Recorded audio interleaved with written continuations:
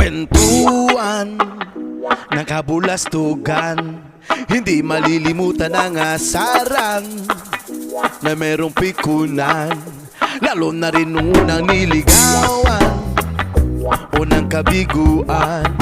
At dyan nagseseryoso ang usapan at pagdadamayan na tunay at tapat na kaibigan.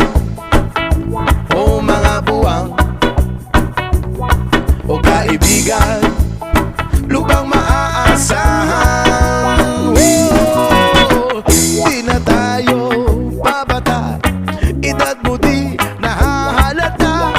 Sa mga trip unti-unti na tayo nagsasawa. Pero kahit ganon, barkadang matatag hanggang sa ngayon. Minsan lang makita, tsak may kwela, yan ang aking mga tropa.